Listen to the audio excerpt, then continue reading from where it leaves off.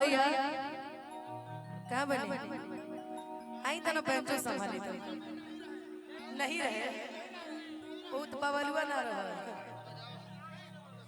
है तो संतोष जी की वोट संभालेंगे आइए ना अब बहुत अच्छा लगा चलो भैया थक गए बड़े भैया आवत तू है आवत आई आज आज नहीं बजावत का जा तू चल चल चल चल देखिए आज सब ना थाके के नहीं की चल चल चले जल्दी अब ठीक बा बैठ देखिएगा तू रहे दे तू पैसा के मत तू आ रहे दे तू हम अपना घरे आले वाली पैसा लेवे नहीं किया चल चल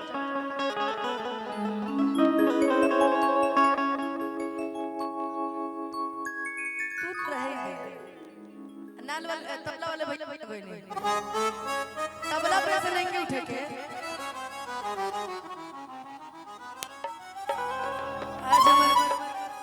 आज हमर सोनू भैया के जोन मिजाज बटे नो पता नहीं गद गद बा रउआ के आज हम देखो तने तो हमरा कितना अच्छा लगा मंच पर लेकिन ऐसे नहीं करने का नहीं तो कल को ये आपके लिए गाएंगे कि कैसी है ये अनहोनी हर आँख हुई तोड़ गया जो तू कैसे जिएंगे हम तो ये सब काम नहीं करने का आज के बाद का संस्क्रिया खाइए बाकी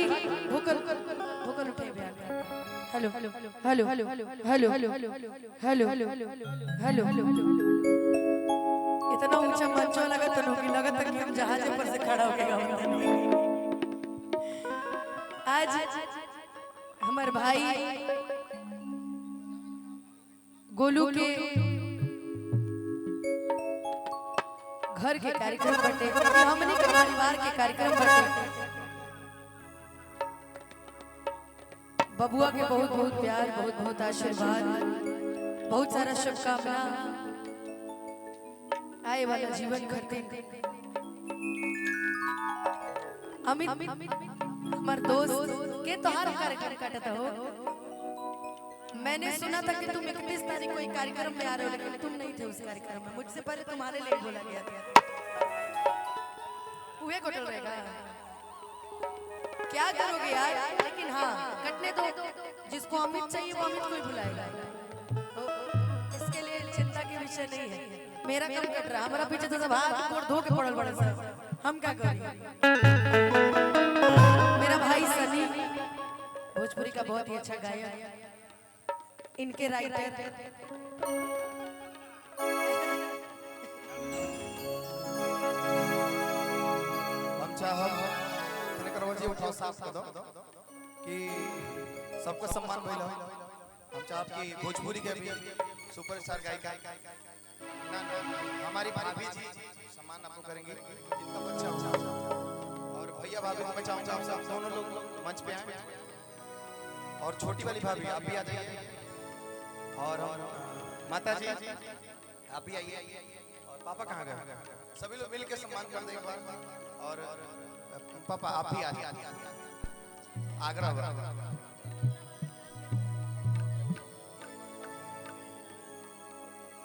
आइए भाभी भाभी आइए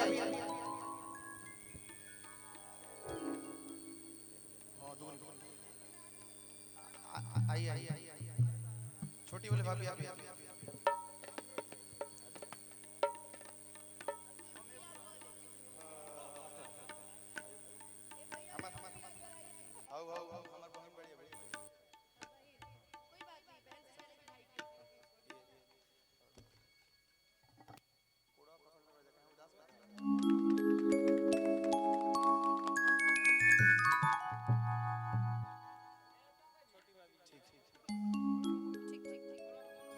ठीक बच्चे को हम मिल ले हमारे घर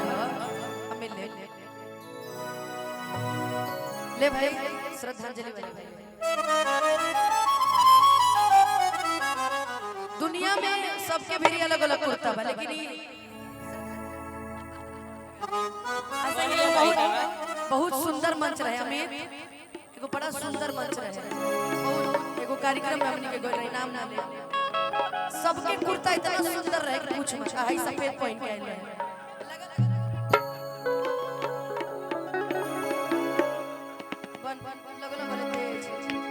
राजकुमार भैया कहाँ गए? राजकुमारी ना मंचो बड़ा लंबा लगा था। भूपेश भैया, हमारे मन्नी भैया, मुन्ना भैया को जाने नहीं है। बाकी आशुतोष जी, अरे जी आप नीचे कहाँ हैं बैठे पड़ते? नहीं आप यहाँ आइए, हमको अच्छा नहीं लग रहा है यहाँ पे। अच्छा जूता ना खोलना पड़े इसलिए क्या? हाँ यार क्या बात कर रहे हो यार। ना तो हम तो से हम पैसा लेवे नहीं आई। बैठो हमार भाई बहन अब भोजपुरी के बहुत सारा कलाकार आइले गइले अच्छा गए। भोजपुरी के और भी कलाकार जी आइले। गोपाल चाचा हमने के बीच में उपस्थित बनी, बहुत बहुत प्रणाम चाचा के। और संतोष भाई, हमारा राहुल भैया, हमारे बंधु, हमारे तरुण। आइए कुछ सोहर से शुरुआत करें क्योंकि बड़े सनी हम भी साथ गए, अमित भी गए, सबके हुआ अंत वाला तो सब। हम चाहे एक बार प्रेम से बोलती सच्चे दरबार की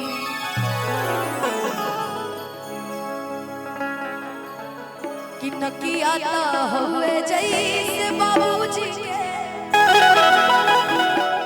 अरे अखियां हमारी के भोकल उठाई भैया कि नकी आता हुए जैसे बाबूजी के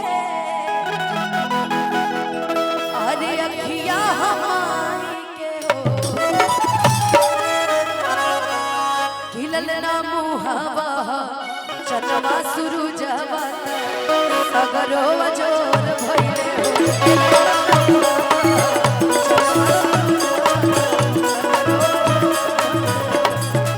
जुग जुग जिया सुलाला ना हवा हवा के भाग जागल जुग जुग जिया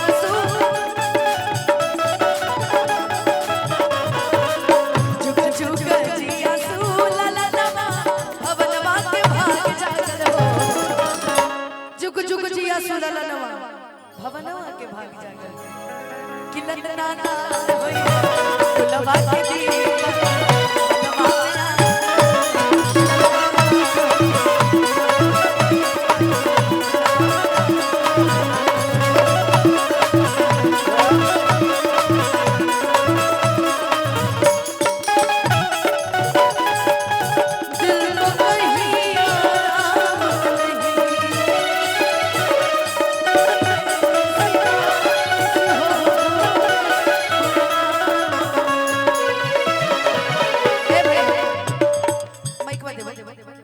हमारे भीम भाई अकेले ना बैठे, कुछ कुछ गाइत रही तो मजा नहीं आएगा कि जब से तुम्हें देखा दिल को कहीं आराम नहीं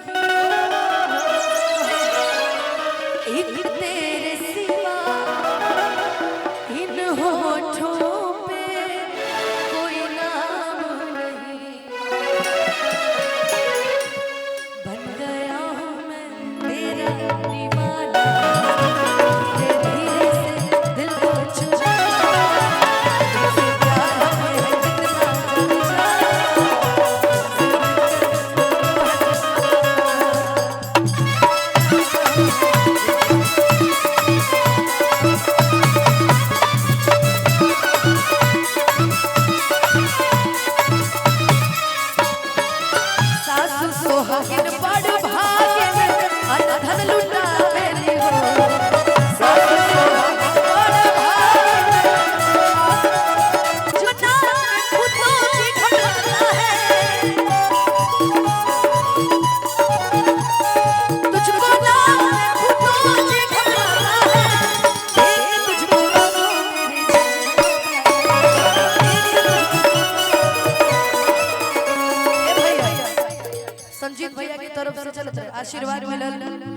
राहुल भैया के सार हवा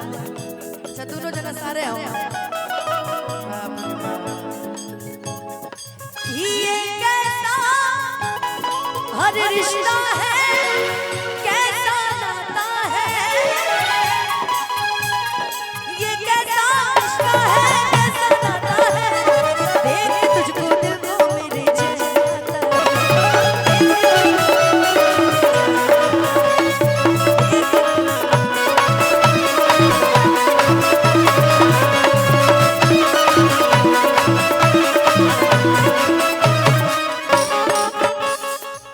कि हंसी हंसी गावेली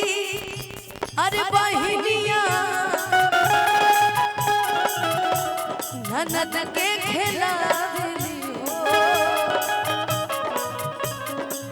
नाची नाची गावेली बहिनिया ननद के खेलावेली हो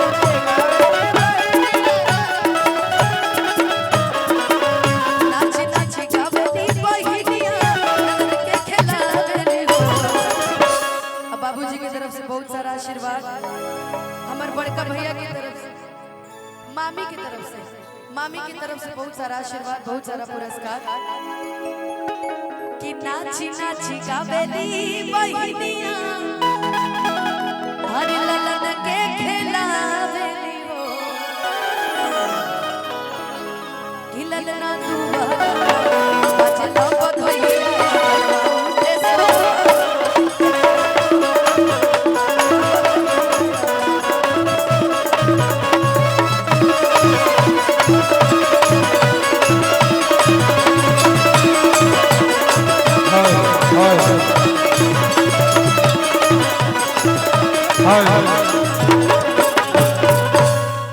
हम चाहब कि एक बेर एगो